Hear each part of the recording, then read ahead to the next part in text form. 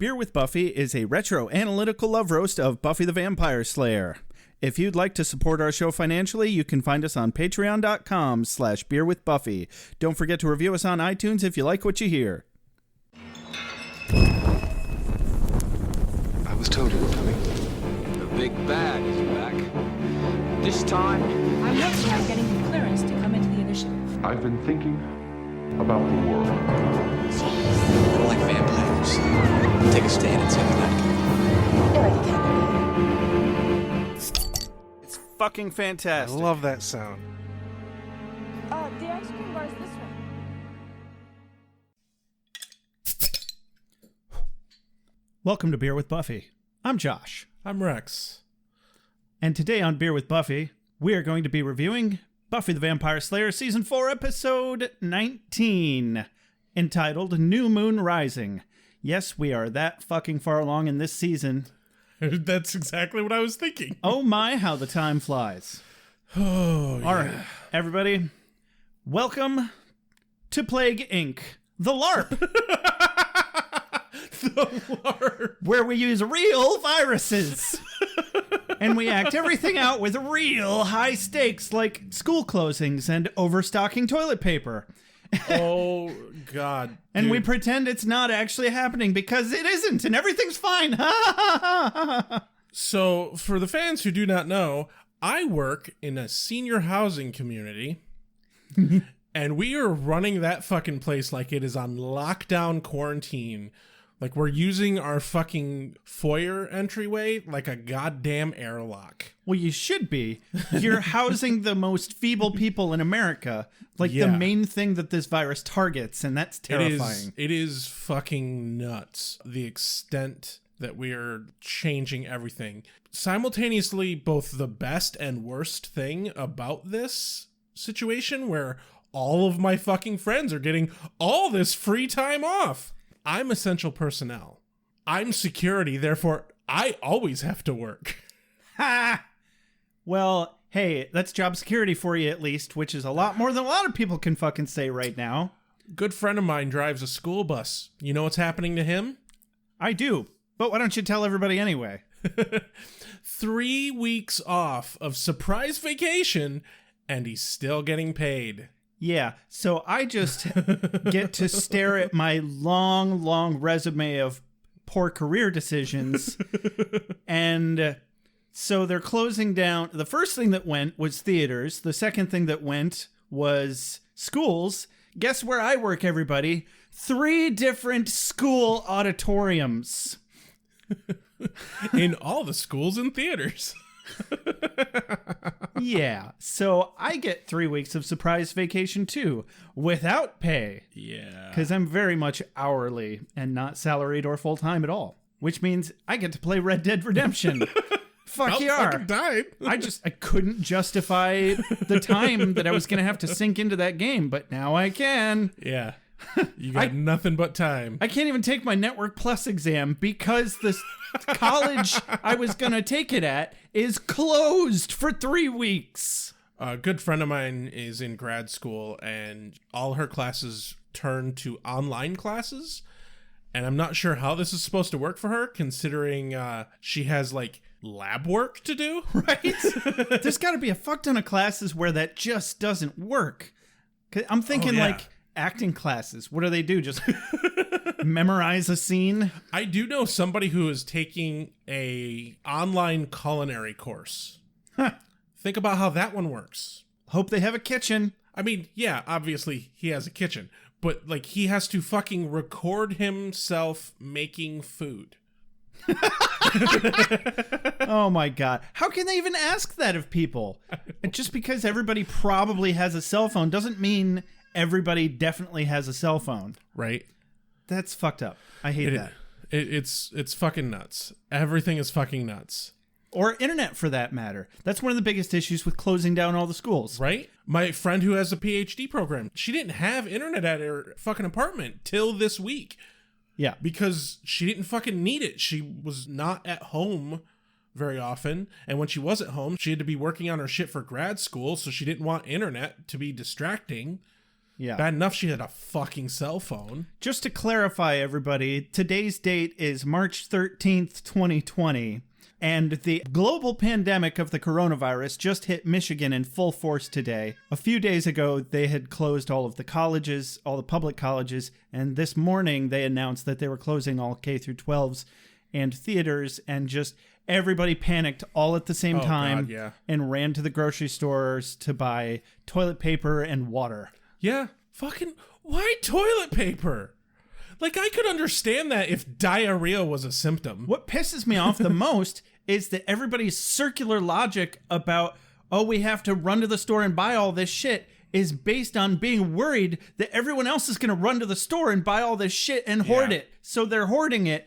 And it's only not available because you're hoarding it, stupid. Yeah. Stop fucking hoarding shit. You're making it worse. God. But we can both steal toilet paper from work, so we're fine. No, I don't need to because I happened to buy some a little over a week ago, apparently. Yeah, I mean, we have enough to last us probably a couple of weeks at home, so hopefully people have their heads out of their asses by then. Right. Anyway, change of subject. We got a mug. We have the Buffy mug that was brought up 2 episodes ago from one of our callers who didn't give us their name, and that's fine. But yeah, while I open the mug and record opening the mug, Josh is going to give a play-by-play, and then the video that I'm currently making, we will post on Twitter. Yeah, I kind of wish we'd set up to do this live, but we're half-assing the hell out of this. All right, so Rex is sitting down. He's got his phone pointed at the box. We haven't even taken it out of the box yet. Well, he did earlier to make sure it wasn't broken, but I have not seen this mug in person at all yet. But he's opening the box. My God, I am a Twitter with anticipation. Quick, somebody rub my nipples. Edgar, you got this? Nobody? Leaving me hanging every time. There it is! It's a Buffy the Vampire Slayer mug, and I don't know why we're doing this. We're not pushing this. We're not selling this. This is not our merchandise. This is some random Amazon stuff that you can buy, Buffy gear. Yeah. And we just thought it was a fun idea because one of our callers mentioned it, and this is a heat-sensitive mug, everybody. So we're going to pour some hot liquid into this mug, and supposedly a very broody, soulful vampire will show up directly behind Sarah Michelle Gellar. Somebody told me that she prefers her last name pronounced Gellar, and I kind of wanted to smack them because it sounded really pretentious. But Rex is getting hot liquids. I wanted to throw some coffee in there, but I really don't need any more caffeine this late at night. I'm going to be up all fucking night as it is because I had caffeine way too late in the day and I slept way too late in the day. Anyway, Rex is turning the mug towards me. I see Sarah Michelle Gellar's face. He's pouring the liquid. It's happening. This is really happening, you guys. Oh my God. It's a heat-sensitive mug. I'm not seeing anything changing yet. I'm not being haunted by David Boreanaz's, oh God. Oh, it's happening. I'm seeing something. It's changing. Did you put enough in? Pour more in. Oh, we have a nose. We have a chin, a mouth, a nose, eyes. Oh, it looks like he's about to bite her. Don't do it. Don't do it, Angel, but I have to. I'm so broody, Josh King. Can't you see how broody I am? Is she like looking in a mirror? Is that why he can't? Is that why he's popping up behind her like that? Because, I mean, that's the only reason I can think of that he wouldn't show up otherwise is, you know, he has no reflection. I guess it's a play on the having no reflection. Do we have some tea or something? I feel like we need some tea. We have beer. All right. Okay. This isn't tea with Buffy. No. Josh. All right. I'm going to need you to simmer down now. Okay, buddy? All righty. Anyway, we have a fucking podcast to do. Weird. Yeah. Since when? Well, publicly since October of 2018. I'm going to need somebody to refresh my memory. How about your mother? Her memory's terrible, Rex. Why would she be able to? Joshua! You know you've been doing a podcast for the last 2 years, right? I mean, I only learned about it maybe a couple of months ago when your brother brought it up at Christmas, but yeah, he's a dick like that, but I guess you're right. What are you doing, Joshua? Why is your memory so feeble? Well, the apple doesn't fall far from the tree. I don't even know what that means, Joshua, but I feel like it was an attack on me. Well, it was. I knew it. You still haven't told me what you're doing, Joshua. What are you doing, Joshua? Well, I haven't been traveling the world trading records and musical instruments for car repairs and meditation training, if that's what you're asking, which is weirdly specific. And why would you ask me that, Mom? That was actually exactly what I was asking. You're very intuitive, Joshua. I'm also not cultivating any homosexual relationships, so why don't you just back off, lady? Are you sure, Joshua? I wouldn't disown you. I'd just act super awkward around you for the rest of your life. Wait, more than usual? Oh, way more than usual, Joshua. Well, it's a good thing I'm not, then. Uh-huh. Yeah. Okay, Joshua. I'm not. That's actually accurate, though, as it to how is. I think she would respond. I don't know what you're talking about, Rex. So Willow looks pretty comfortable with a new friend Tara there. Oh, look, Oz is back. Now they can get back together, right? I missed Oz. Yeah, Mom. No, she's not getting back together with Oz. Ugh, God. So the Scooby Gang's all worried about things being weirdly slow for Buffy on her patrols, but also being weirdly busy for the initiative. And they're discussing that, and then bam! Oz is there. And Willow's observably upset. Oz wants to meet up with her later. Tara is observably threatened, or feels threatened, because she's fucking in love with Willow. And Willow's fucking in love with Tara, as we all know at this point. And we're all very happy for them, so hey, random complication here. Thank you. And so they do meet up, and we find out that Oz has cured himself of werewolfism, for the most part. Willow meets up with Tara after a long nighttime chat with Oz to ensure her that absolutely nothing happened between the two of them, and that she still very much, at the very least, is going to be friends with Tara no matter what happens, and she's just very confused and doesn't know what to do. Tara tells her to do what makes her happy. Oz runs into Tara, mistaking her for Willow, and he freaks out because he figures it out. And Oz has the big ol' aha moment because he smells Willow all over Tara, and it angers him so gratefully so that he turns into a werewolf and gets caught by Riley and the rest of the initiative gang, commandos, etc. on campus. We spend the rest of the episode watching the Scooby Gang try to rescue Oz, and they end up also having to rescue Riley, who got thrown in the brig for trying to rescue Oz once he realized that it was Oz that they had captured. And then they jailbreak the hell out of there. Riley has to go into hiding. Riley and Buffy make up from a fight they had earlier. Willow and Tara chat, and they're on great terms again. The end. Ladies, gentlemen, spiny-headed looking creatures. As soon as the sun goes down, as soon as the sun goes down, vampire. Competition is a beautiful thing. Moves here. Cold open. We are outside during the daytime on the street and kind of sort of going through a park as well. Yeah. Willow and Tara inseminate and then immediately give a big messy birth to a fur baby. Ew. Amniotic fluid everywhere. Ew. Everywhere. Do you wanna cut the umbilical cord, Rex? You got this? I'm avoiding that analogy. Okay, maybe it didn't go down quite like that, but they talk about getting a cat. Tara wants a cat. Yeah, and wants to name it Miss Kitty Fantastico. And that's fine. That's totally fine. Sure. I mean, who am I to judge cat names? Nobody. That's who.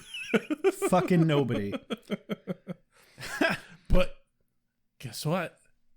They hold hands. We're strolling along, holding the hands like nothing happened. Totally natural. To be fair. Super casual. Very. Like, I mean, straight girls do that shit all the time. I mean, we should try that, Rex. Let's see how long it takes to get our nuts pulled off by a tractor. My bet's on 20 minutes, but... I actually hate holding hands. Doesn't matter who it's with. Yeah. Because I have hand problems. I'm not a and huge... It fucking hurts. I'm not a huge fan either, honestly. My hands get sweaty. Yeah. My fingers start to cramp up. Also, the biggest problem I have is most of the people that I've been with over the years arm length is always not accurately matched. And like I'm always either having to hold my arm up or like stretch my arm down because my arms and legs are very oddly proportioned. Yeah, it just seems like every time any girl wants to hold hands with me, it's either really cold out or really hot out. So I'm either getting really sweaty or my hand's getting really cold. Yeah, it's just because I otherwise would have had my hand in my pocket. And now it's just going to spread the fucking COVID-19 virus. Yeah, seriously. Don't hold hands anymore. What the actual shit, guys? I think it's time to pull out the full body condoms. Let's just online date. Like literally. Let's do a Skype date. Let's just do a Skype date. Yeah.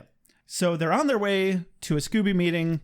And Tara's very excited. Yeah, as she should be. The Scoobs are fun. Yeah. We like them. Cut to Giles' house. We have a meeting. Yay. Actually, it's pretty much the end of the meeting. And basically, Buffy's just laying out that patrols have been down really low. She hasn't killed any vamps in a while, but the initiative, like you said in the synopsis, has been kicking ass and taking names and kind of having their ass kicked too. And they got demons coming out of their ears, which Willow feels the need to over-explain to Tara. Yep. But it's so cute. It is. It's cute. It was. Anyway. I have to mention, though, that especially in this scene, the interactions between Willow and Tara is like, hey, Buffy, how did you not figure this out beforehand? Oh, seriously, but we'll get to that. Holy shit. So pretty much, as you mentioned before we started recording, I completely agree with you. Every scene has one line that really we could cut this episode together in like 3 minutes. Yeah. And just do a complete wrap up of the whole episode, because every scene has one line that just completely wraps up the whole scene. This one, it was Giles. So the activities shifted, but not stopped. That's fascinating. Anya responds, to an extremely bored person, maybe. Well, that was a thrilling hour. But I did really enjoy Giles' response, even though they were just kind of using it as a segue for what's about to happen. Yeah. But also Giles has been very annoyed with Anya for a while. So he responds, you know, I really don't appreciate your snide remarks, Anya. Now, I have a great deal of experience in these matters, and if I say there is a matter of some import brewing, Doesn't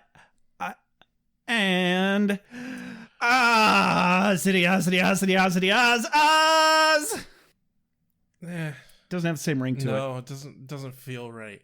Yeah, I went for it though. Yeah. That's what's important. I suppose so. Yeah. But yeah, fucking Oz. So fucking excited about this. I missed this fucker. I know, right? Too bad he's just here to be awkward. Or I guess make everyone else awkward. To tease all our cockles. What? What is a cockle anyway? I feel like it's a thing that you tease. I have to Google that. All right, we're gonna race on this. Cockles. Ooh, an edible burrowing bivalve mollusk with a strong ribbed shell. Yeah, stop teasing my cockles. Oh my god, the plural of cockles. Oh nope, that was just a mark on my fucking screen.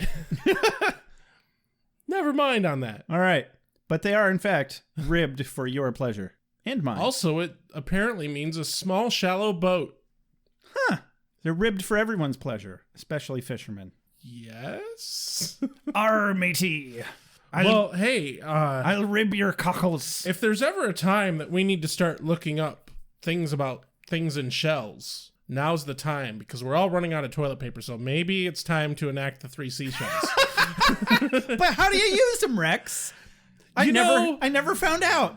You know, I would be lying if I didn't say that I've legitimately researched this. Oh, Jesus. I want to say it's just buttons for a bidet system. Right? I wish my bathroom was larger. I would fucking have a bidet. Have you ever used a bidet? No. It's lovely. I believe it. It is just lovely. just imagining you sitting there with a stream of water going up your ass like, oh, it's amazing. Yeah, that's exactly what it's like. That's not a visual I needed. You're welcome, listeners. But hey, if you had a bidet, you wouldn't have a problem with toilet paper. If you had a bidet, you'd have a good day. All Actually, yes. There it is. No, so Oz is there. He wants to talk. Obviously, Willow's all flustered and Devastated? devastated. Yeah. Not nearly as devastated as Tara. Oh, no. Or wait, well, no, they're both two different kinds of devastated, really. Yeah. Buffy pointedly notices. I couldn't really tell if she was looking at Tara or Willow. She was pretty much looking at Willow. I was pretty sure it was mostly Willow, but based on the eye contact, it could have been either. Right. But no, Tara's devastation is more in the scared sort of type of devastation. She feels very threatened because she knows who Oz is and she knows how big of a history Willow has with him. And Xander, he tries to break the tension in the room because, holy hell, when Oz walks in, the room's butthole tightens like a nun's chastity belt. Oh, God. And Xander tries to break the tension by going to Oz and shaking hands and surprisingly doesn't make things way worse. Right. I'd say, in fact, he handled it quite well. Yeah, he's like, I don't mean to be the grandma here, but Oz, you don't call, you don't write. You don't write, you don't call. Oi! Yeah, exactly. He didn't go oi, and that makes me sad. So Oz walks up to Willow, asks her to talk later. He agrees to meet her at her dorm room. And so for a room full of people that used to fucking love this man, the room seems collectively stunned and bewildered and possibly even outraged at his absolute audacity to show up. Well, I think they're all very rightfully upset. They're hurt. At the fact that Oz just fucking vanished like he did. Absolutely, because I was going to follow that up with, I think it's more of a sign of how much they actually did love him, and therefore it hurt really badly. And not just Willow, mostly Willow, but it hurt the whole crew when he left like that. Well, especially like, and I really wish they had explored this at all in the fucking previous episodes, but Oz and Xander were pretty fucking close. Yeah, they were starting to get pretty buddy-buddy. Yeah, that's pretty bullshit. Yeah. Then Anya wins the fucking Captain Obvious award because after Oz leaves, she just looks around and she's like, everyone's uncomfortable now. I know, right? At this point, I'm wondering if Anya's sole purpose as a character is to help out all of the emotionally stunted audience members by spelling out what's going on. Like, use all of the subtlety that they've spent so much time building up and then spell it out anyway. Anya's just really good for beating you over the head with it. Yeah, and it adds for great comedic effect usually. It really does. Yeah.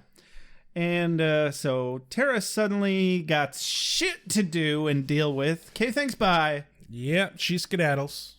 Which I don't think was fair to Willow. Willow really needed Tara more than anybody at this moment. Yeah. But her reaction was not uncalled for. I'd have to agree. Frankly, it's ludicrous to have these interlocking bodies and not interlock. Putrefying diseases. It'll make you blind and insane, but it won't kill you. Light a bunch of candles and have sex near them. So far, I like it. Please remove your clothing now. Cut to the graveyard at night, where Riley and Buffy are patrolling, and they're having a conversation about Willow and Oz. Uh-huh. And then a spiny head looking creature shows up. I didn't really see a convincing kill shot of this demon. No, he kind of threw him behind a gravestone. And yeah, I was like, did they break its back on the gravestone or something? Well, so the way he calls over the radio about the HST, he says HST down in blah, blah, blah, blah sector or something like that. The way he does it, it comes off as it's just down and out, not dead. Yeah. Yeah, he did. That's true. Why the fuck, without Maggie Walsh, they are still capturing these things and like doing experiments on them. Mm-hmm. And it's like, obviously the experiments were the sole purpose to build Adam. Like, what is their motivation for doing the experiments still? Well, Adam couldn't have been their only project. But I mean, if I were Riley, I would be looking into that more and maybe like aiming to shut some of those fucking programs down, because Walsh built Adam. What the fuck else was she building? Why are we continuing any Walsh projects? I mean, I think he's still very gullible that the government exists for the sole purpose of being good for the people. Not after this episode, he isn't. And the safety of everyone. Yeah. The greater good. And goddamn. I still thought he left a very vague location for them. He really did. Like, they're going to be playing Hunt the Egg for a while here. You'd think they'd have, like, a gun with a tracker in it that he could just shoot it with. Right. It is really funny how they're walking along and talking, and the fucking demon jumps out, and they kick its ass, and then they call it over the radio, and then they get back to walking and talking. Like, nothing fucking happened. Yeah. Buffy was like, man, I hate it when they go down so easy. And Riley's like, hey, speak for yourself. Yeah. And so they're, again, talking about the situation, and Buffy spills out that Oz is a werewolf, and then Riley gets a big fucking head up his ass real quick. Real quick. Way up in there, Morty. Yeah. He equates Oz being a werewolf as being kind of a bad boy sort of circumstance. Yeah, because he's like, oh, I didn't know Willow was that kind of girl. And she's like, what kind of girl? And I'm like, uh-oh, tread lightly, red light. Stop, backstep. It's a trap. Oh, shit. And nope, he steps right in it and fucks everything up. And she's like, oh, you're a bigot. Yeah. And just storms off. He's like, I'm not a bigot. Well, I mean, you kind of are. You kind of are, Riley. Yeah. Definitely, she's all about the gray area. He's all about the black and white. So Buffy argues love isn't reasonable and Oz is not dangerous. And Riley is a bigot, of course. And I agree. And hey, Buffy. At some point in this conversation, you stopped talking about Oz and Willow. Yeah, definitely Angel. Definitely David Boreanaz. Oh, all right. I miss that guy. I know, right?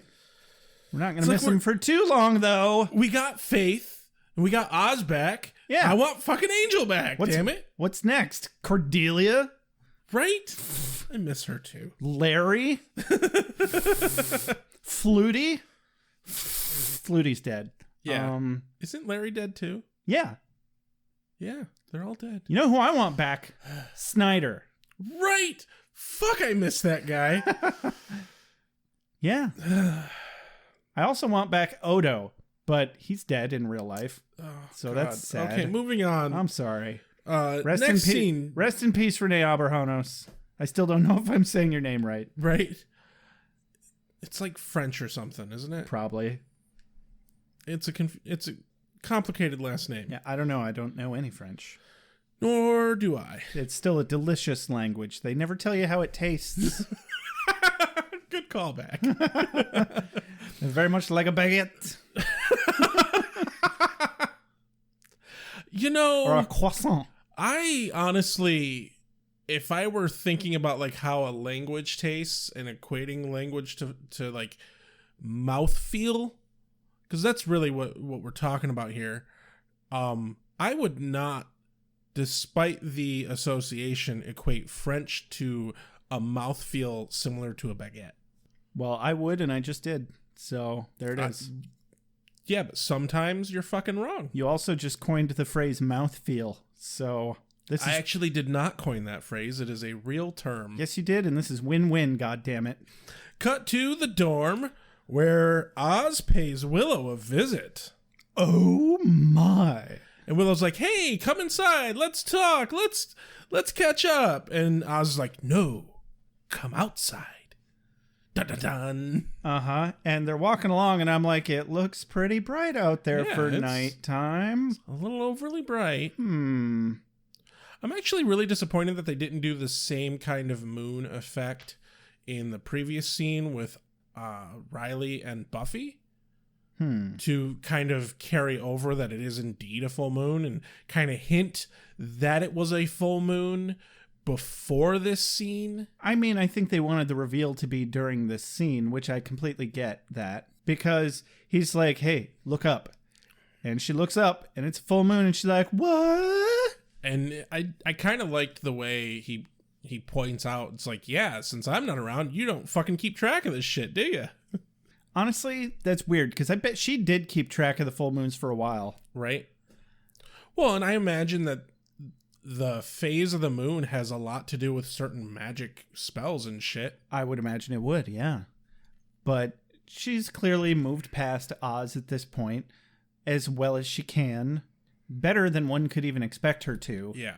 Oz pointedly says that he spoke with Xander and has confirmed that she doesn't have a new guy. Willow responds with, no new guy. Definitely no new guy. You can hear it in her voice. Guy is in italics. No new hard air quotes guy. Definitely no guys. No. And Oz wants Willow to forgive him and welcome him back into open arms. And honestly, she's not feeling it. You know, fuck Oz. Like, you gotta ease your way back in. Right. Like, you gotta earn some fucking trust here. Even if Tara wasn't in the picture, and it really shouldn't have been the first thing he did. Well, okay, he did need to know if she was with anybody or not. That helps him handle the situation. Either way, don't first thing of your conversation be like, you want to get back together? Do you? Yeah. Do you? Huh? Hey, look, I'm not turning into a werewolf. Do you want to hook up? Yeah. That's... No. How do you feel about my non-werewolf cockles here? Oh, yes. Oh, back to the cockles. Oz, I told you I don't like seafood. God. Anyway, moving on. Real quick cut to random wooded area and what was his name? Grant? No, it was Willis. Well, Willis gets killed. Right, Willis. Graham. That's his name. Graham. Fucking Graham. Cracker. Because he's white. And that fucking cracker. All right, Graham and his crackers. Oh God. Oh, I feel dirty. Graham now. and his box of crackers all get fucked up by a werewolf. It's just weird to me. The initiative hasn't encountered any werewolves before this. Right. Well, they obviously know of werewolves. Outside of just like, oh, werewolves are lore or anything like that. Like they actually like have some solid information about them. It didn't seem like they had any solid information about them because they didn't even know that the full moon thing was a real thing until they capture Oz in, but we're not there yet. Right. Fear me. He's so cute. You didn't sense a hyena energy at all, did you? Because hyena possession is just unpleasant. Run, flee, maybe skedaddle. Oh, I miss the free hot dogs on stairs. We cut back to the dorm during the day where Willow and Oz were up all night talking. All night long just talking, though. Actually. Yeah. That's fine. Oz is telling Willow about his adventures in exploring the world and learning how to control his issues. Yeah, most notably Tibet, I think, is where he ended up learning his very intense, badass meditation skills from some monks. But also he informs Willow that it's not just meditation, it's not all power of the mind. There's also some herbal remedies and chanting and some charms that he's got going on. Let me tell you, self-care is important. Definitely. Yeah. Absolutely. I'm all about that self-care. Woot. He's wearing this like charm beads around his hand. Yeah. It looked like a rosary without the rose. Yeah. I think that's how that works. Rosaries don't actually have any rose. I'm aware. Without the cross. Yeah. Yeah. It's a decrossed rosary. Anyway, it's daytime now. And because they talked all night. And Willow's like, man, I'm really hungry. Oz is like, boy, I could use a nap. And he says, you want to take a nap right now? Very much implying you want to cuddle. Yeah. And I was like, Methinks that he doesn't mean sleeping. No cuddling for you. No, I think he did. But I think he was trying to make it a little more of a physical interaction. Not just sleeping though. Like yeah. Like there's definite like purpose behind the let's go to sleep. Yeah, you want to spoon a bit. But Willow wants the less confusing waffles. Well, you can't, Willow. You know what you get, Willow? You get hot dog and beer cheese waffles with a fucking side of Mountain Dew and Dorito cheesecake. Oh God. Fucking eat it. Did you just seriously call back? Right now, Willow. Did you just seriously call back to that fucking picture I showed you of the Mountain Dew cheesecake with Dorito crust? Yes, because it looks amazing and awful, and I want to try it. I want to regret trying that. I really do. I want to take a picture of myself dying, try that, and having an aneurysm and a small heart attack. I might have to devise a recipe for this. Did I show you the video about the hot dog and beer cheese waffles though? I'm sorry, waffles. No, because do I want to know? That's also a thing, and you probably don't want to know, but that means I want you to know. Why am I friends with you? I don't know. It's a very self-flagellating kind of friendship. I don't know. But yeah, they're going to go out for breakfast instead of doing the cuddling. And Willow exits to go to the bathroom. She leaves to freshen up some hot dog waffles. Immediately, fucking Tara knocks on the door. Like, how the hell did Tara not run into Willow in the hallway? Right? Well, there was a few seconds anyway. I mean, yeah. We don't know exactly how far away the bathroom is. But she has an aneurysm at the moment she sees Oz in Willow's room. Oz invites her in, but she's like, "Oh no, I'm good, bye," and bolts. He's super nice, and had it been anybody else, they'd have been like, "Oh, he's super nice." But you know, it's the other person. Can't say the other girl or the other guy. That doesn't really work. But it's the other. She's the other, and he is completely oblivious to that. Yeah, and so he closes the door after she leaves. He kind of takes a step back into the room. He's super contemplative. Therefore, he looks normal and like Oz. Well, he's wearing a very Oz expression. He looks a little confused, and you can see his gears turning, waiting for that aha moment, but it doesn't come just yet. Yeah, not yet. Willow gets back into the room, again, seemingly a little too quickly for neither her nor Tara to have noticed each other. I also think that Willow did not do a very good job of brushing her teeth. Right? You got to take fucking longer than that. Seriously. Like 5 minutes at least. Yeah. Welcome to Beer with Oral Hygiene. We are here to judge you. Now get the fuck out. Thank you very much. Please don't get the fuck out. Please continue listening to this episode. Yeah. Do that, because that's what Rex wants, and we all want to do what Rex wants, right? Yeah, that's what I thought. Hate to see you go, but I love to watch you leave. You know what that means, right? Yeah, it means I like looking at someone's ass. I mean... Are you trying to tell me that you like my ass, Josh? I wasn't talking to you. I was talking to the audience. I'm trying to drive away the audience as a joke. It's a bad idea. It really is. I'm not having one of my best moments, and we need to move on. Oz tells Willow that her blonde-haired friend stopped by, and he didn't even ask her name. He didn't ask Tara. He didn't ask Willow. What a tool. I mean, to be fair, he's got breakfast on the brain. Yeah. God, waffles sound really fucking good right now. Seriously, yeah. No, we just ate pizza. Yeah, hot dog waffles, though. Beer cheese. It's going to happen. Oh, God. So, and I don't have the toilet paper for that. Nobody has the... Well, lots of people have the toilet paper for that, but only 1% of the population, hoarding it like wealth. What is this, money? Seriously. It's going to be soon. So we cut to Riley's room where him and Buffy wake up via alarm. Fucking hate those beeping alarms. Oh, God. Fucking awful. I hate alarms in general. Even if it's the most pleasant music ever, it just makes me resent it so quickly. I wake up to Bach's Cello Suite. Huh. I enjoy it. Why not Pyramid Cello Suite? No, it's Bach's. Yeah. Bach. Box. As in Bach. Ba. as Sebastian Bach, the composer. Box. Bach. Pyra. Sometimes you confuse me. They're both geometric shapes. No, Bach is a person. Well, was a person. He's very much not a person anymore because he's dead. Box is a quadrilateral.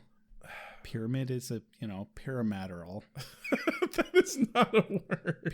Pyramidrical. Hey, I did really well in 10th grade geometry. Apparently. Apparently you need to go back, though. Held on to it for a really long time. Anyway, Riley gets up and immediately starts doing push-ups. And I fucking wrote down his entire interaction. He's having a good time in Nippletown over there. Yeah. Do we need the whole interaction? No, I particularly found it humorous, mostly because it still goes into the no, stop, back up, wait. You're missing something here, Riley. It's trap. It's trap. Yeah. Buffy basically picks a fight with him. And to be fair, at least Buffy had the decency to let both of them get some sleep before playing the passive-aggressive card. Yeah. Which I've rarely been shown the courtesy of. But, arguably getting it out of the system promptly is probably better anyway. Just not very good for your sleep cycle. Anyway, she continues the argument of gray area in the demon verse. For instance, some vampires aren't evil at all. And Riley challenges her to name one. And that sounds like a bad idea. But luckily... She can name one. Oh, yeah. But she doesn't want to. It's not a good idea for multiple reasons. I think Riley would end up dead before Angel. But... The only line I want to put in here from this entire exchange is after he's doing his push-ups and she's getting all fucking passive-aggressive and snippy with him, he sits up and he's like, okay, I've been up less than a minute and somehow I've managed to piss you off. Right? I'd be lying if I said that I have not had to fucking say that to one of the people that I was with. In that moment, I was totally on Riley's side. Yeah. After they started talking, I was like, I'm not sure I buy your argument. But also, Buffy, you're the one that got mixed up with a military dude. You know how that can go. Right brain versus left brain kind of ordeal. Then Forrest comes in without fucking knocking. And he's all like, oh, yeah. And the wall just goes, oh, that doesn't happen. Shatters into splinters. That doesn't happen at all. Very much like a certain sugary beverage character mascot that we all mistaken again. Have heard of. This doesn't happen. Possibly made entirely out of glass. That's not what I meant by he barges in. And the product. How many products can you think of that have a mascot that are completely made out of the product? Hey, Josh. Yes, Rex? Is the Kool-Aid man the Kool-Aid or the jug? Yeah, my brain can't handle that right now. Anyway, no, he doesn't bust into the room that way. He fucking barges in without knocking. And let me tell you, bad form, Forrest. Riley is in here with his girlfriend, and you fucking walk in without knocking. They've obviously just been asleep. There's a good chance they're not wearing any fucking clothes. But it's an emergency, and they're in the military, and they can fucking deal with it. I don't know. They do have phones. Yeah, it's as simple as fucking knocking. Right. Hell, do one of those where you knock and then immediately come in. That's at least something, for fuck's sake. Yeah. I think Forrest wanted to see both of them naked. He needed it for closure. Also, I mean, you kind of can't blame him. They're both pretty people. Absolutely. Dig this. Dig this. Sorry you had to wait. Fire, beheading. Hurry up, sweet dreams. Sunlight. Hurry up, sweet dreams. And water, usual. Oh yeah, I hit him. With what? A desk. This is where we find out that the beta team got hit. Well, I mean, we knew that, but they didn't. Right. And Willis is dead. No, not Willis. But Graham is fine. Oh, thank God. Riley grieves very fast here. Right. Willis. He owed me $5. And then Buffy is like, what kind of demon is it? And Riley responds with, does it matter? And then storms off. No, stupid. It doesn't matter at all. Like, okay, I kind of actually understand his feelings in this circumstance where it's like, it killed my friend. Yeah. So we're gonna hunt it down. But I read what Buffy was saying more as like, what kind of demon is it? How do we hunt it the fuck down? We need to prep for this, and knowledge is power is how she meant it. Yeah. And he was just a little dick about it. Exact proof of how having your own head up your own ass as far as it goes. You know, as much of a time-space anomaly as it is, Yeah. it's still not an effective thinking tool. It's like, your thinking cap should not be your ass. One cannot be their own thinking cap, Josh. Cut back to the dorm where Buffy returns home and Willow's sitting there on her bed, all just kind of, she seems kind of happy, but also sad at the same time in equal measures. And that makes perfect sense, really. Well, it does, but I'm just kind of amazed at Allison Hannigan's ability to fucking pull that off. Yeah, that's a complicated emotion. Yeah. And she definitely gets it across. That's impressive. And so Buffy's very inquisitive of the whole situation with Oz. Yeah. Willow informs her that Oz found a cure. Buffy gets excited for Willow mostly, assuming she would absolutely 100% want to get back together with Oz. But we're going to tandem read some lines from the scene for you here. Who am I reading? Buffy. Buffy. I'm reading Buffy. Oh my God, I can't believe it. Okay, I'm all with the woo-hoo here and you're not. No, there's woo and who, but there's uh-oh and why now? And it's complicated. Why complicated? It's complicated because of Tara. You mean Tara has a crush on Oz? No. Oh. Oh my. Oh dear. Bring the chocolate sauce. Now, I want to say this scene is exceptionally well done. The transcript, I love the way they said it in the transcript here. In just before Buffy's aha moment, it says, the clue by 4 hits Buffy. Yeah. Oh my God, I'm using that from now on. Yes, it is an amazing turn of phrase. The clue by 4. You know, for anybody that doesn't get it, it's like a 2x4, but it's the one that gives you a clue, so it's a clue by 4. Yeah. And it's obvious. Like we said before, it's super fucking obvious. It's been so super fucking obvious for several episodes, and nobody's picked up on it. But I love how this scene is written. I love how it's acted, because Buffy is very taken aback and just kind of in shock. And you can tell that the gears are also turning in her head, because she's like, oh, wait, holy shit, how did I not see this before? And she's immediately like, oh my God, but what, huh? And like her head, it looks like it's about to explode.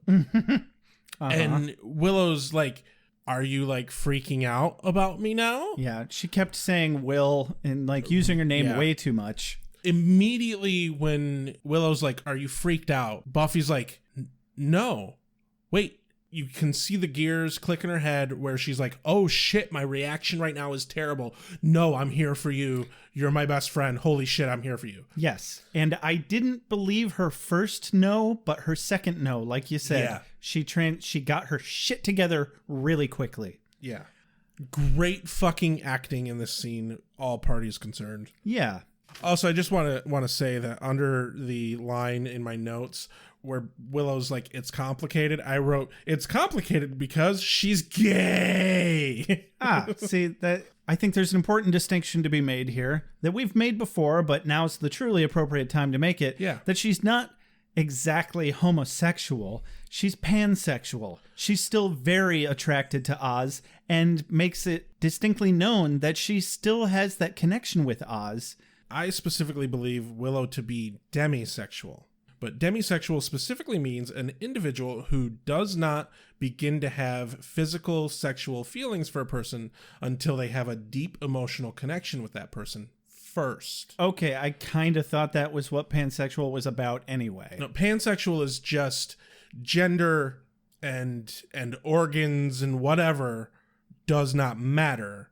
But demisexual specifically means you don't actually even experience sexual attraction with a person without that emotional connection first. Interesting.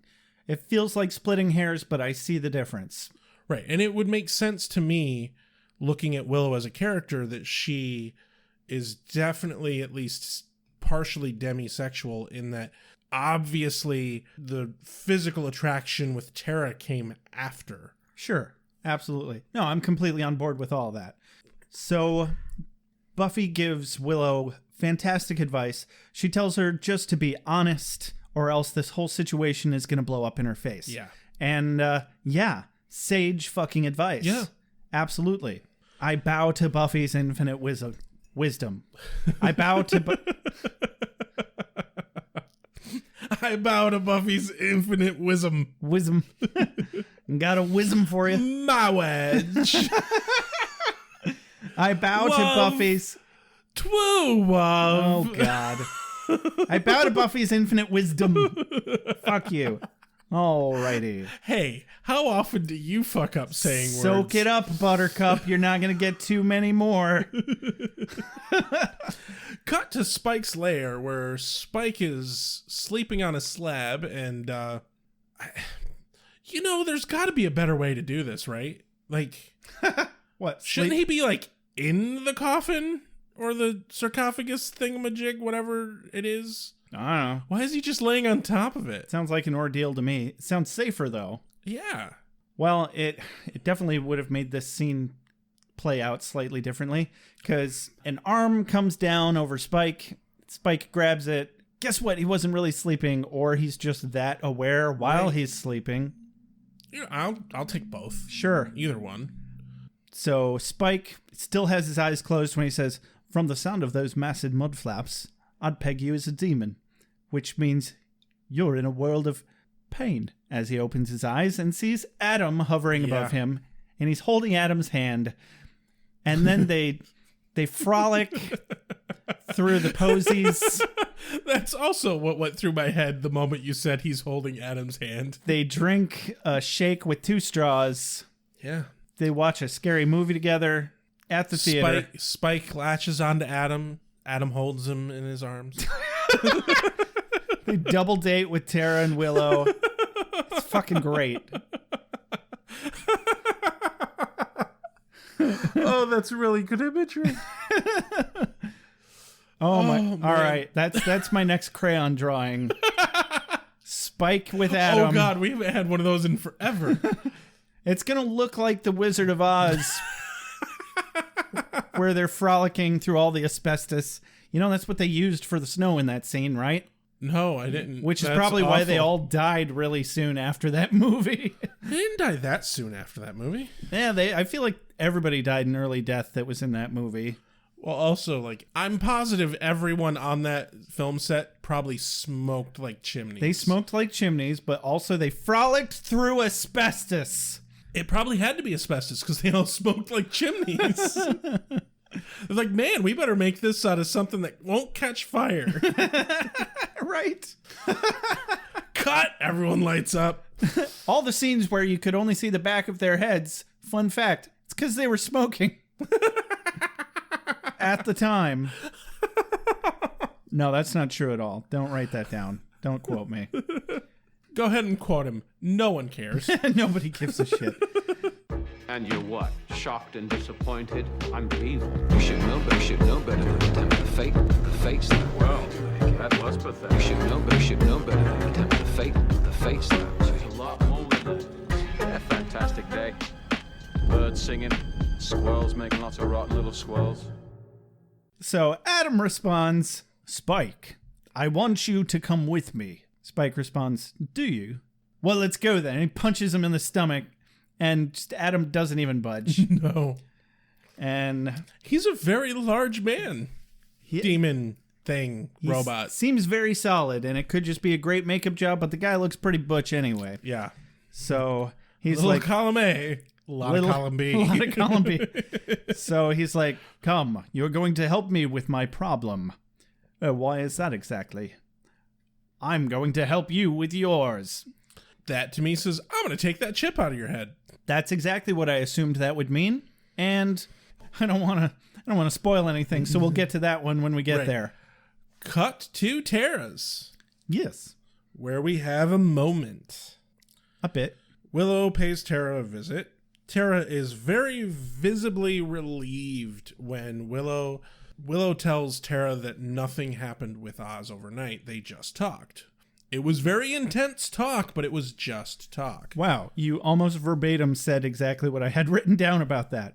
It's about all there was to say. Yeah, but it's a very heart-wrenching scene where Willow essentially describes her inner turmoil because she knows how she used to feel about Oz, but considering how things were going so well with her and Tara, she doesn't know what to do anymore. Yeah, I have one thing to say about this scene, Josh. Oh? I'm not crying, you're crying! I wasn't crying. I almost cried. Dude, I teared up. I welled. I didn't tear, but I teared up. I welled. Well, partly when you have a character as well acted as Willow is, fucking crying on screen, it fucking gets to me. She grabs you by the nuts and she will pull on those short and curlies until you cry. Yeah. Yeah, personally. She's like in your house.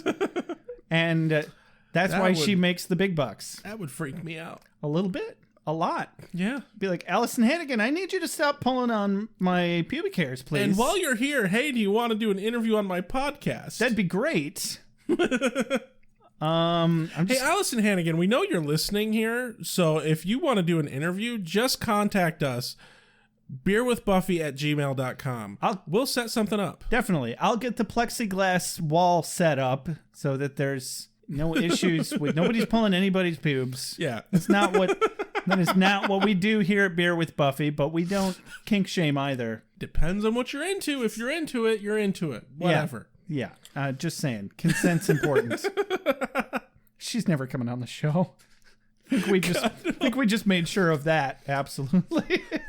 We just got to make sure she never hears this episode. Yeah, we'll get right on that. So, all of you people who know Allison Hannigan who listen to this show, don't show her this episode. Please, yeah, pretty please. If you could do us that solid, that'd be great. So, Tara tells her to do what makes her happy. You know, if you love something, Rex, let it go. And if it doesn't come back, it was never meant to be. Also hunt it down and kill the ungrateful little bastard. As the great Wayne Campbell once said, if you blow chunks and she comes back, she's yours. If you spew and she bolts, it was never meant to be. Yeah. Yeah. Wise words. Whoa. We're mixing our pop culture there. That's okay. As long as we're not mixing our popcorn. Blah. Actually, you know those big tins that have the 3 different flavors of popcorn in them? Oh, I just pull out the cart, you fucking savage. I'm chaos, man. I'm fucking chaos. Sticking it to the man. That's so metal. Damn.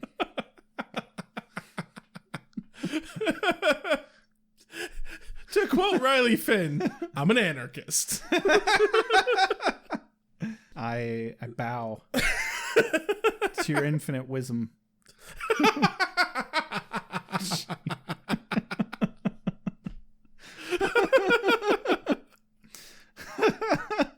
Okay, moving on. Cut to the campus commons or a hallway somewhere on campus. Yeah, where Oz is looking at a bulletin board. He's looking a little too intensely at that bulletin board. I don't think he was paying attention to that bulletin board at all. I think he was thinking about Willow. What? Yeah. So he calls out to Tara as she walks by, thinking that it was Willow. Yeah. He does his little sniff thing, which is always weird coming from Seth Green. I didn't notice that. So when he sees that it's Tara, he's surprised and he claims that he had heard Willow. Yeah. And I'm like, Well, he starts to say, I smelled Willow, but he corrects himself and says, I heard Willow. Okay, because he knows how fucking weird it would be for him to smell Willow. Yeah, I didn't catch that at all. Apparently, Oz is coming back to school. He's holding the book. He gets some awkward babbling out of Tara and some reluctant well-wishing. Oh, who doesn't get awkward babbling out of Tara, though? Willow. Well, okay, yeah. And then he actively notices the smell of Willow all over her and finally puts 2 and 2 together. I'm surprised it took this long. And responds in the most non-Oz way fucking imaginable. To be fair, he put it together a lot faster than the rest of the Scooby Gang. Also, to be fair, he had information they didn't. Well, he was also in a unique position to bring out this information that everybody else was not. If any of the other Scooby Gang could have smelled Willow on Tara, they would have probably been like, that's odd. Right. But Tara's trying to get away before she has to give any committed answers to his questions. And he just loses his fucking mind. And this is one of our rare Oz freakout moments where he's like, no, you get back here. Yeah, very non-Oz-like, first off. Second off, obviously she's going to bolt on you, dude. She's a very timid person. You can see that a fucking mile away. And you're a bit on the intense side right now. Very intense, yeah. Do you think he's more pissed that Willow didn't tell him, or that she's in love with somebody else, or that it's a girl, or that all 3 of those things together are really too much for any human being to handle, regardless of personal constitution and meditation training? Yes. Yeah. Yes. Alrighty then. I think you have answered my own question? Yeah. Okay. Yeah. Good Cool. job. Thank you. Yeah. Oz is a werewolf. In the daytime, chasing down Tara. Right through the college. Yeah. That's not okay. No one else is around all of a sudden.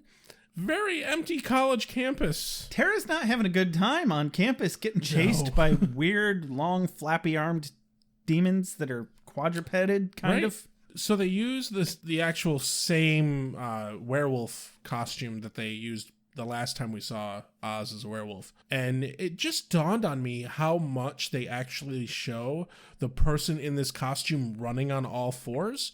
And, like, that's very impressive. I was just thinking he is impressively good at that. Have I ever told you that I often have weird dreams where I'm running on all fours? I think I recall you mentioning I've gotten to the point that the way that he runs, that's how I run, but I also tend to float a lot as well. And that hasn't always been a thing for me. And every time it happens in a dream, I'm just like, well, this is just a better way to get somewhere faster. And it seems to be the only way that I can psychologically mobilize myself in a dream. Otherwise, I'm usually glued in my spot. That's weird. Yeah. I wonder what the fuck that means. You're crazy. Anyway. We should figure out what kind of deal this is. I mean, is it a gathering, a shindig, or a hootenanny? Well, gathering is brie, mellow song stylings. Shindig, dip, less mellow song stylings, perhaps a large amount of malt beverage. And hootenanny, well, it's chock full of hoot, just a little bit of nanny. So they're in the classroom. It looks like it was the classroom where Walsh taught. And what? They only have the one classroom set? No way. Hey, those sets have to be fucking expensive to put together. Yeah. I would get as much mileage out of them as possible. I highly doubt that set hasn't been used by many other fucking TV shows and movies and shit. It very well may have been. But Tara whips a chair at it, and it looked like that chair was what took him down. Right? I immediately was like, no, that's bullshit. I was like, bitch, please. But no, it wasn't the chair. He got tranked by the initiative. Yeah. And Tara tries to tell them that it's actually a fucking person in a fursuit, not just a fursuit. And they're not listening. No. And also, she's shaken, and she's bad at talking while she's shaken. And I get that. That's fair. I don't think Riley would have cared. Maybe he would have, based on how he reacts later in the episode, maybe. Yeah. They fucking know that a werewolf is a person. Yeah. They would have to. They obviously apparently missed the part where that person is only a werewolf 3 to 4 fucking nights a goddamn month. Yeah, I wish they'd gone deeper into what their working knowledge of a werewolf was, but they don't. So, cut over to Spike's lair. I think it's Adam's lair. It's somebody's lair, and Adam and Spike are there. I feel like they're still in Spike's lair. I don't know. Oh, but he did say, come with me, and then he did. So Adam tells Spike about his plan, and it sounds like his plan is some sort of war between demons and humans. Yeah, but we're not entirely privy to exactly how that's supposed to play out just yet. But Spike definitely knows, or at least he knows what Adam wants him to know. Right. And all that's important to Spike is if he cooperates, he gets his chip taken out, as we correctly assumed earlier. And very specifically, Adam directs him to ingratiate himself with the Slayer more than he already has. Right. And really, quote, join her team. Uh-huh. So their exchange is specifically, so this all goes down, the chip comes out, yeah? No tricks? Adam responds, Scout's honor. You were a Boy Scout. Parts of me. But yeah, I liked that. Oh, good God. My question here is, how is Adam going to deliver on that promise? Is he going to do it himself? Do you think he's personally going to perform Spike's brain surgery? I'm more curious about, like, Spike doesn't strike me as the type who would allow Adam to just be like, oh yeah, cut open my brain, that's fine. Assuming that Adam's able to properly earn his trust throughout this plan. Yeah, true. But yeah, that's why I'm asking, is Adam's not going to be, I mean, maybe they could kidnap one of the doctors or scientists. Adam has dissected enough fucking things at this point. Yeah, I think Adam would absolutely, at the very least, be able to download the knowledge to do that surgery on Spike. But I mean, he's also done dissections. We've seen him dissecting demons and shit. He dissected that boy. So that's my theory anyway. I think he's absolutely qualified enough to carry out that promise himself. So it's definitely not an empty promise.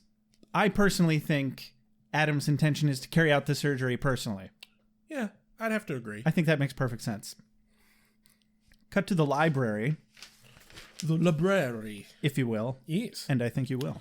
Yeah, and Tara finds Willow and tells her all that's happening and that Oz turned into a werewolf in the fucking daytime and the commandos have him. Yeah. And shit's crazy, but she's fine. Yeah, and then Willow runs off. That's pretty much that. Over to Giles's house.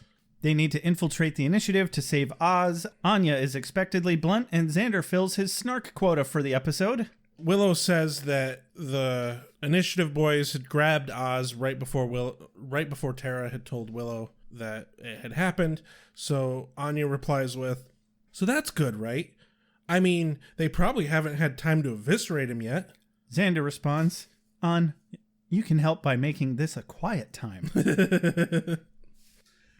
I suspect he says that a lot. So I got another quote of the day here from Xander, and it is born of their discussion of needing to, once again, find a way to infiltrate the initiative. And Xander's like, that'd be great if we knew somebody dating a man on the inside. Someone with connections. Oh, wait. It's like, oh, for fuck's sake, Xander. Anyway, so Buffy's been messaging his beeper, Riley's beeper, and he hasn't called back. So they decide to put together a plan without Riley because he's not returning the phone calls. Yeah. Cut over to the initiative. Where, despite all his rage, it's still just an Oz in a cage. Oh, you're a bad, bad man. Oh, that makes me so happy. So they're in the tinfoil ball pit. Riley is being a little bitch and ready to pop Oz in the ass because he thinks it killed Willis. Right, and like the scientist dude says, they can't determine that it was him specifically that killed Willis because the description matches too many different possibilities. Right, and they have to, do some science about it. Yeah, got to do that science. Because he's got ghosts in his blood and he needs to do cocaine about it. Riley's getting really impatient because they need to do some, real forensics on the matter before they just decide that this creature is guilty of a murder. But he doesn't care because he's black and white and monsters are monsters. Yeah. And he's like, no, fuck this. And he lines up and he's going to shoot. And right in the nick of fucking time, Oz turns back into Oz. Basically cut to Oz on an examination table and Riley changing his tune real fast. Yeah. Oz is drugged, so Riley trying to talk to Oz is fucking pointless. Excuse me, but why didn't Riley already know that Oz was drugged? He had been there the whole fucking time. He didn't fucking see them dose Oz with something? Yeah, I know. Sometimes they have to make characters say stupid things so that the audience knows that somebody else knows. Now, you know that I know that I know that you know. They tell Riley to fuck off, and they have him physically removed because he gets pissy because they're about to zap Oz to see what happens. Yeah. You know, that's how science is done. You just fucking cattle prod a bitch. Absolutely. You want science done, use a cattle prod. We're not just banging rocks together here, people. I think they are, in fact, just banging rocks together. That's kind of the point.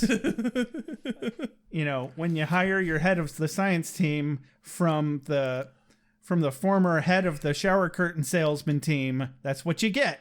Like, I don't know. I think Cave Johnson would be much fucking better at running this show. He might be. You know, he would at least have some big fun ideas like portal guns. Yeah. And giant maze-like chambers that you have to traverse your way through by leaping across deadly distances. And giant mantises. Yeah. We don't talk about those. So it's funny to me because there have been giant mantises in this show. There have. So, oh my God, Portal 2 and the Buffyverse are the same universe. Yeah, that makes total sense. Which means they're the same universe as Half-Life as well. And since Half-Life Alyx is coming out in like a month, and I won't be able to afford a fucking VR headset for it because of coronavirus. Yeah. That's the part that pisses me off the most. Brought it all back around. Because now I have to, like, you know, keep my money because I don't have a steady stream of it anymore. Yeah. Anyway, so they zap Oz and he changes into Wolf Boy again. And the fucking line, the way they read this line. I wrote this down verbatim. They jack themselves off saying, see that? Transformation related to negative stimulation. Oh, zippity-doo-dah. Like, I knew that was bullshit. We know how to put a man back together, okay? Yeah. Asbestos poisoning. Let us know if you feel shortness of breath, a persistent dry cough, or your heart stopping because that's asbestos. Good news is, the lab boys say the symptoms of asbestos poisoning show a median latency of 44.6 years. So if you're 30 or older, you're laughing. Worst case scenario, you miss out on a few rounds of canasta. Plus... You're just going to go the whole fucking thing. Plus, you forwarded the cause of science by 3 centuries. I punch those numbers into a calculator. It makes a happy face. Hands down, the best Cave Johnson line right there. I have to say, on like at least 4 or 5 occasions now, I've literally gone on YouTube and just listened to Cave Johnson lines. It's worth it. J.K. Simmons is one of my favorite fucking actors. I still need to find some stuff that he's been in because I can see his face. Counterpoint. Okay, fine. If you're not watching Counterpoint, it's on Prime. It's on Amazon Prime. Counterpoint, it's really fucking good. It's amazingly good sci-fi / kind of spy intrigue shit. It's fucking so good. All right. I'll probably also get around to Chernobyl so that I can shut up Geraint. They say young people don't learn anything in high school nowadays, but I've learned to be afraid.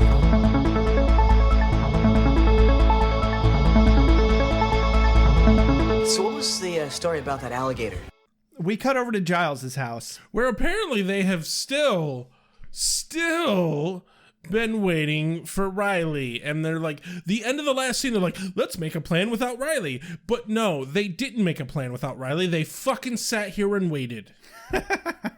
I mean, I got the impression that not a whole lot of time elapsed here, but they've decided to storm the castle. Willow badgers her way into Buffy agreeing to take her in, as well as Xander into the initiative. She says that she can write down instructions for the fucking technophobe Rupert fucking Giles to hack into the fucking power grid? Yeah. Excuse me, but that is bullshit. Oh no, he's definitely the best candidate to use the newfangled Sparky book.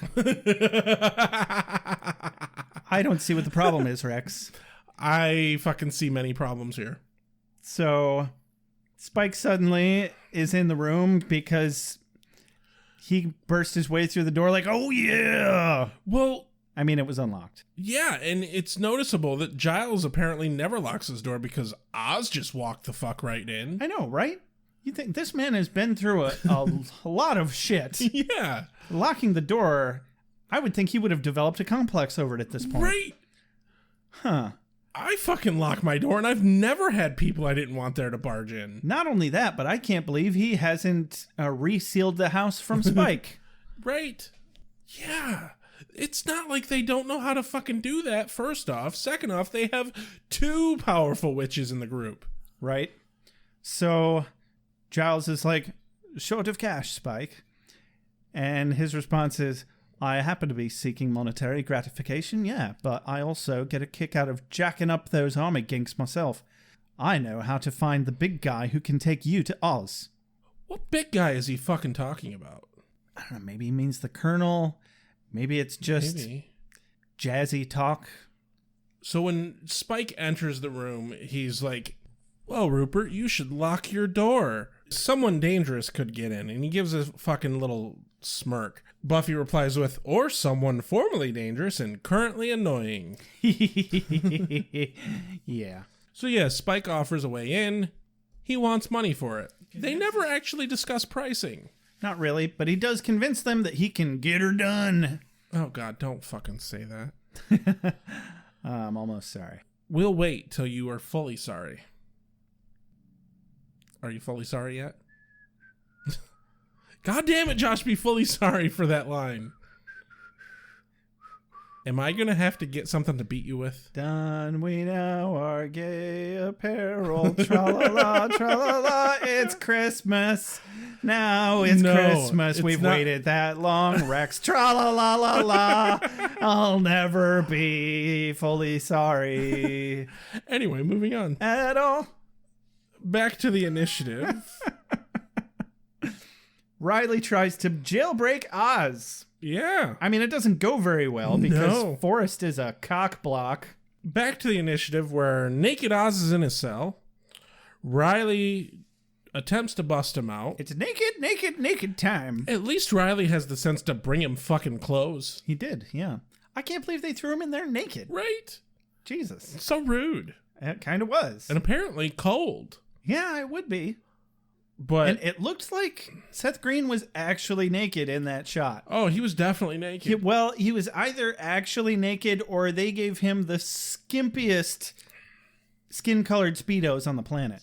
Apparently there is this, I want to say bathing suit. I don't have a better word for it, but it's a covering for genitalia that kind of like is a scoop-like shape that goes under the bottom and covers both the front and back without a line over the hip. Apparently, this is a thing, and apparently they use this in circumstances like this where they want someone naked, but not actually. Yeah.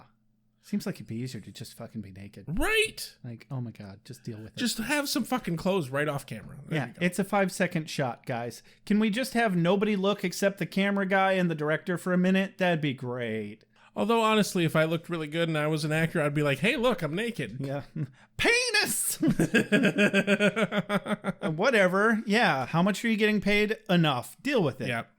So Riley gets caught and gets a good solid dress down from his commanding officer, and he's being court-martialed. Yeah. Oh, no.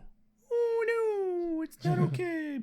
What are you, a fucking anarchist? Right. Whoa, you could see the nails spitting out of his mouth when he said it. Okay, I get it. Riley's doing a bad thing here, but like, you can be insubordinate without being a fucking anarchist. Like, you can be against the situation without being a fucking anarchist. What is it with everyone and thinking, well, it's you're either this or you're that. And it's like, if you're not with us, you're 100% as far from us as possible. You're either black and white or you're not black and white. We don't like not black and white because it makes us confused. I really kind of wish we had a scene where the general looked at Riley and goes, "You confuse me." Cut me a switch, boy. Ooh. We're about to act out some strange childhood traumas of mine. So they tell Riley his only way out is to help them take down the Scooby Gang. It's the only thing that'll save his career. Only thing. And, well, fuck. So we cut to the woods at nighttime where Spike and Buffy and Xander and Willow are all about to storm the castle. Buffy says, "I've mentioned how much I'm going to kill you if this is a scam, right?" Look, would I wear this if I wasn't on the up and up? And Willow replies with, "You do look sort of like an evil olive." Well, nobody puts it quite as succinctly as Willow. No. Yeah, because he's wearing the fucking army sweater, which Yes. I actually really like those sweaters. It's not really olive colored. It's more just hunter green. Yeah, it's hunter green. So as they approach the initiative's butthole, It happens to be the same butthole that Adam exited out when we watched him exit out of the initiative. Yeah, the point being, it's an exit only, but, not for this kinky band of misfit anarchists. They like to go against the grain, and they have an ace up their sleeve. That ace is lube, known as Adam at a computer. So Spike walks up to the door, and as he grabs the door, Adam, obviously, who has a fucking wire plugged into his goddamn head. Yeah, we get to see what's under that weird panel on his face. And he is hacking into the fucking computers and opens the door for Spike. The mud flap, if you will. And Spike takes this opportunity to give one good fuck you to Giles for not locking his door. And he slides right in there like a sneaky, sneaky, well-lubed up snake. Yeah. Yeah. Everybody, don't forget to lube your snakes tonight. All right. Meanwhile...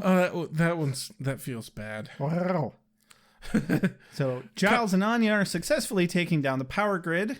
So when there is merchandise on a show, does the place that has the merchandise pay to put it on the show, or does the show pay to put the merchandise on the show? That is a precedent that was set in the movie E.T. because they wanted to use M&Ms, and M&Ms said, "Fuck you, you have to pay us if you want to use our product in your show." And product placement as we know it was born, where Reese's Pieces said, "Excuse me, we will pay you to use our product in your movie," and they made fuck tons of money off of it, and M&M said, "Well, shit." Well, we done fucked up. They sure fucking did. So Apple apparently then paid money to put the fucking computer in this shot. That is correct. And I have to say, the Apple is upside down. Huh. Did you notice that? No. I couldn't not notice that. Weird. I'm curious if the design for MacBooks actually had the Apple upside down at any point in time. Because it fucking struck me as very odd that the Apple was upside down. I'd have to see it again because I have no idea what you mean. Oh, you just mean the logo. Yeah, the little light up Apple on the back of the fucking laptop. Okay. It was upside down. Huh. I don't know what to tell you. I didn't notice that. Yes, it's terribly simple. The good guys are always stalwart and true. The bad guys are easily distinguished by their pointy horns or black hats. We always defeat them and save the day. No one ever dies, and everybody lives happily ever after. Liar. They hacked the fucking computer system, and apparently Giles knows something about this? Well, no, Willow left the instructions, but Anya's the one actually doing it. So they have the best awkward high five ever. Anya says, "Slap my hand now." Beg your pardon? In celebration. Oh, yes. And they smack hands. Ow. I want to see that buddy cop movie. Right? Giles and Anya, buddy cops. Oh, God. So back to It would be so awkward. Back inside the initiative, Buffy flanks the Colonel in bed, who immediately gives them more information than they asked for. He thought they were there for Riley, but no, they're there for Oz. But now they're there for both Riley and Oz. He screwed himself. He really did. This is why they train him to give only rank and name. Right? And also only answer the question asked, jackass. Exactly. So Xander, I liked Xander's line. He's like, well, I guess we're 2 for 1. And then, so we're back out in the hallway. Buffy's sauntering by this doorway with a guard, and she drops her steak while she's walking past. And the guard is like, hey, you dropped this. And she kicks him in the face. Right in the face. Ow, that sounds painful. And she gets into the brig. Riley's confused.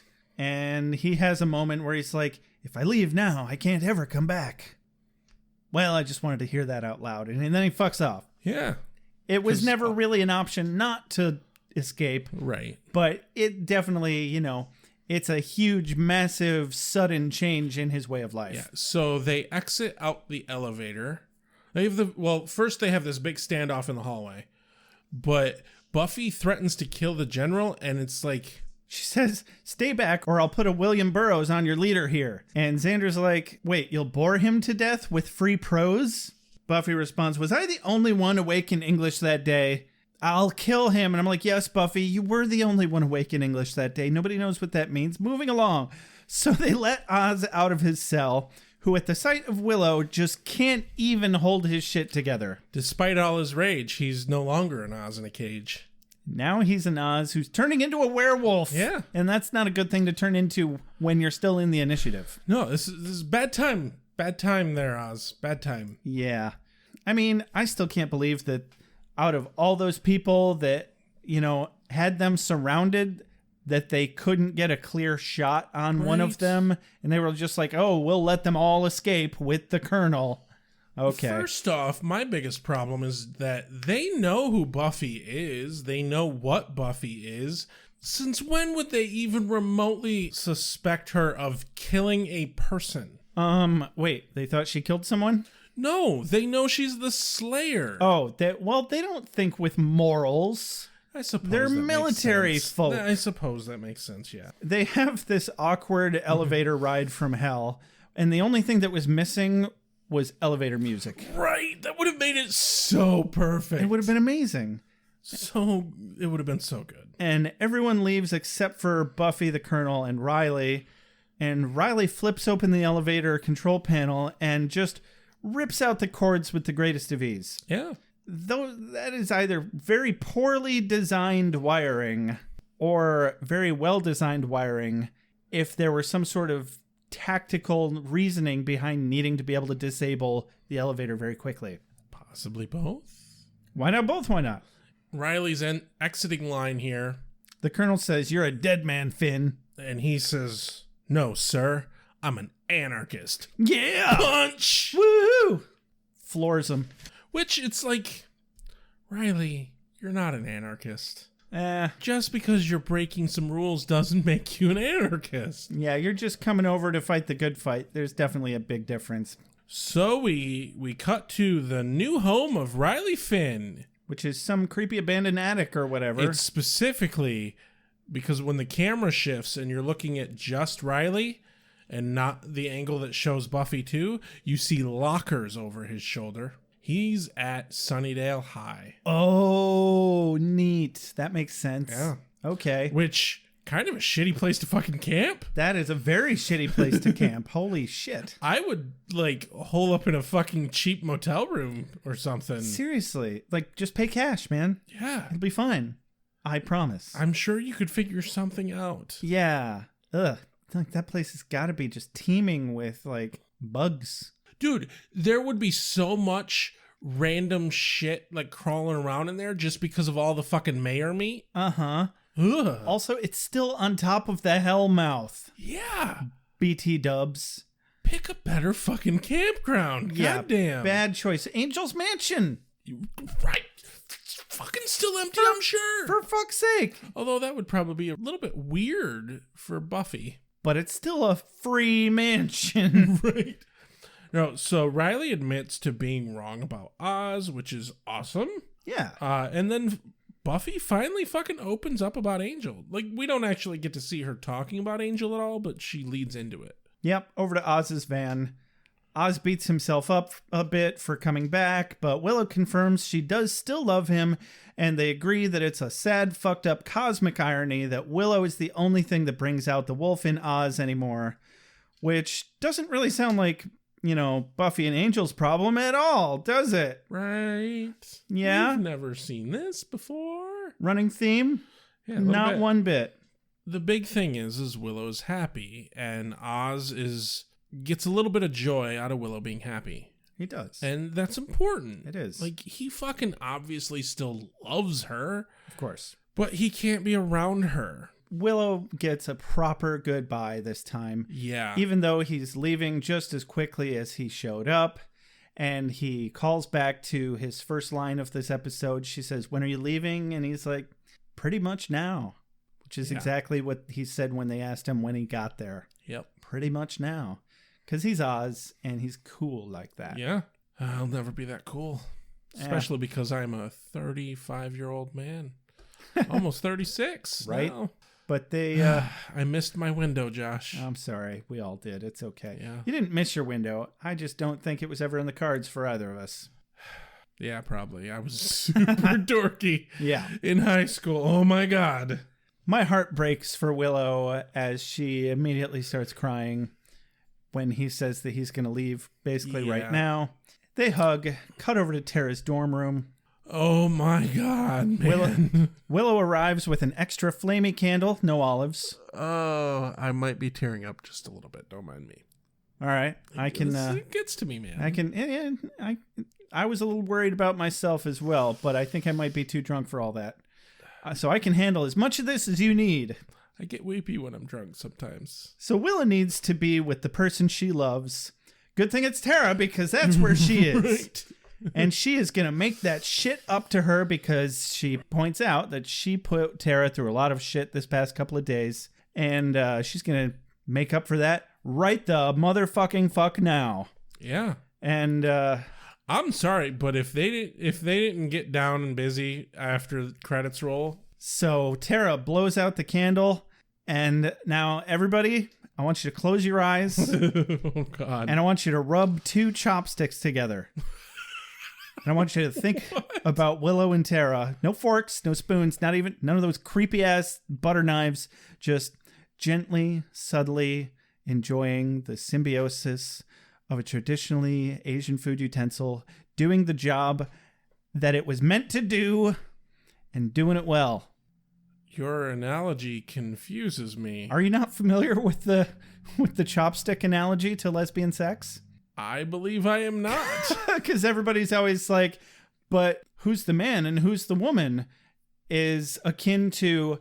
Who's the fork and who's the spoon? Yeah. There's this cartoon out there that's a fork and a spoon couple asking a chopstick couple, but who's the fork and who's the spoon? Oh, okay. Yeah. I remember seeing that cartoon now. Uh-huh. Yeah. Okay. That took me a bit. I might be drunk. Also, I don't know, what, do they like scissor or something? Sorry, that's a South Park reference. Look at all these tampons!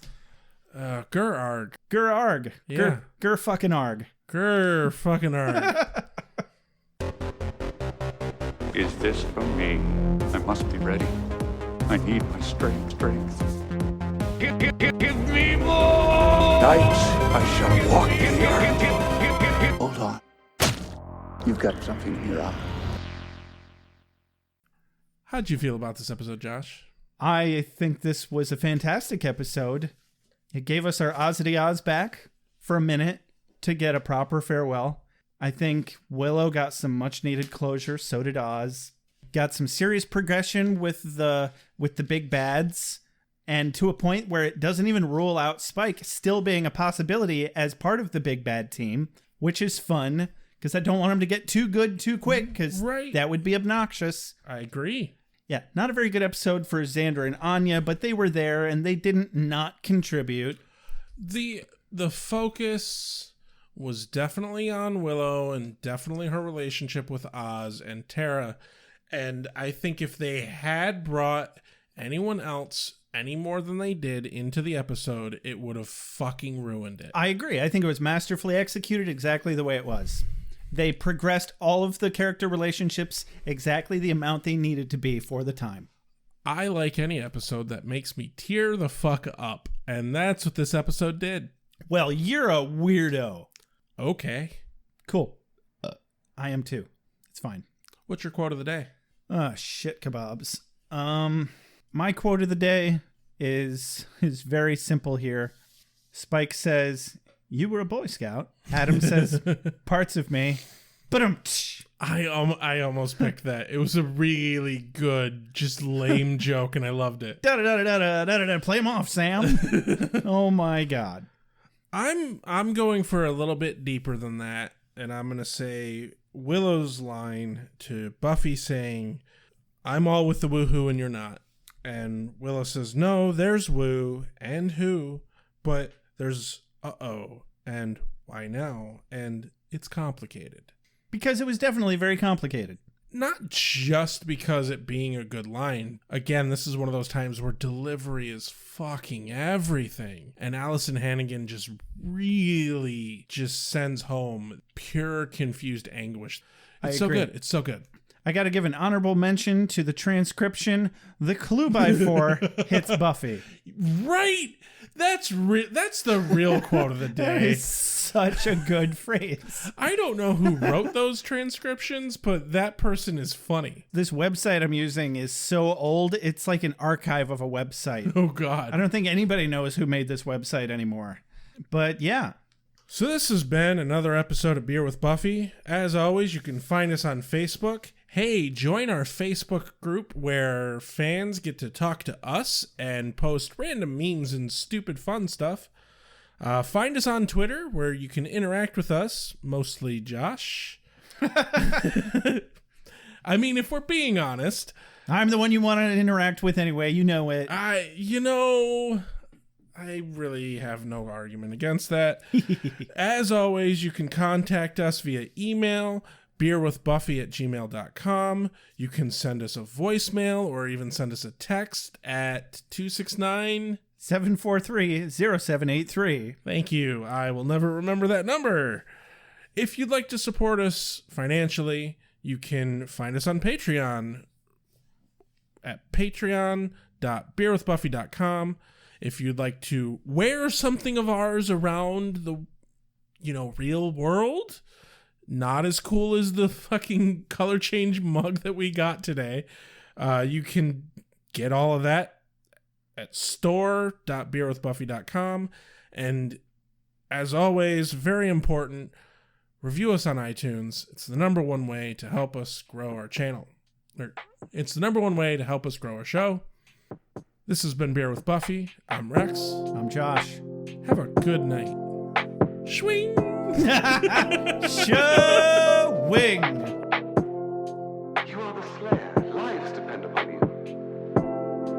I make allowances for your years, but I expect a certain amount of responsibility, and instead of which you enslave yourself to this cult. You don't like the color?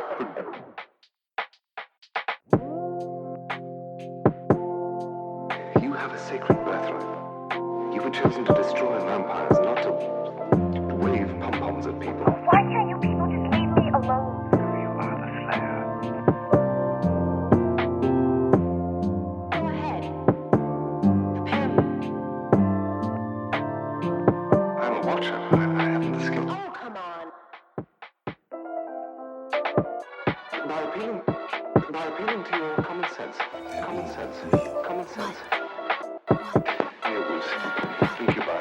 Succubi. Everything you've ever dreaded was under your bed, but told yourself couldn't be by the light of day. One gal in all the world. Common sense. One gal in all the world. It was a bit, British, wasn't it? Whee! Wait, what have we done? Why are we watching this?